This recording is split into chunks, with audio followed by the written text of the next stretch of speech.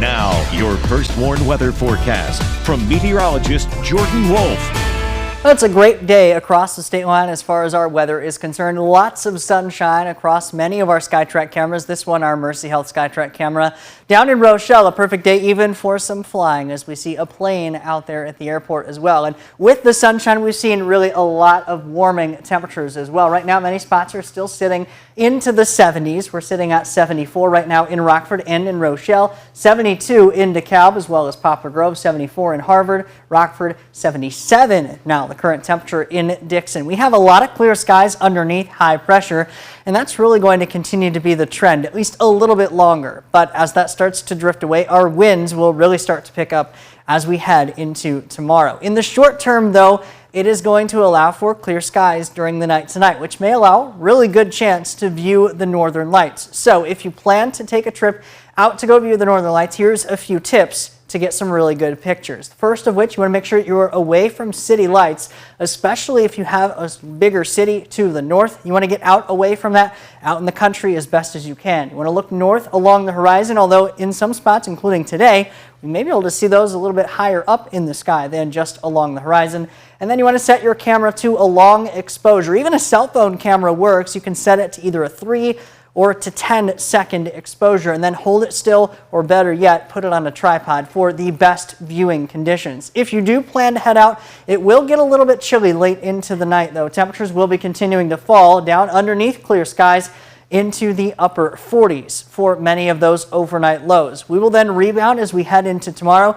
As I mentioned, that wind really starts to pick up out of the south and the southwest, gusting to 25 miles per hour. That will bring this warmer air mass in as temperatures will rise, getting up into the mid-80s for those afternoon high temperatures. Unfortunately, that may lead to an elevated fire risk for some of those areas with the really dry weather we've seen and the really dry air that we will have, as well as the warmth and that wind. Those wind gusts with winds out of the south, again, close to 25 miles per hour during the afternoon, but not too much longer from that, those winds will shift again to come back out of the north. That's with the passing of a cold front. We have a couple of them to talk about as we head into the weekend. The first of which does look like a dry cold front as we head through Friday evening and Saturday morning. But that front will stall just to our south, and with a little bit of moisture pooling along it, we may see a couple of isolated showers trying to develop as the surface low kind of rides along that frontal boundary. Better chances for that likely do remain well off to our east,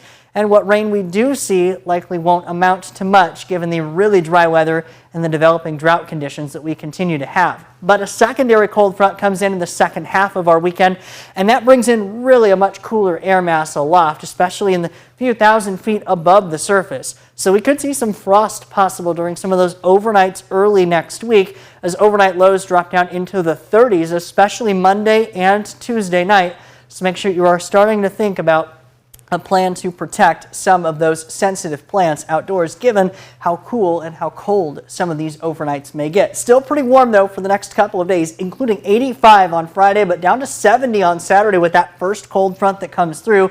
A very isolated chance for a couple of showers there. With the cooler air aloft, we may see some isolated sprinkles Sunday and Monday, but the cooler air sticks around for a few days before starting to drift away by the middle and end of next week.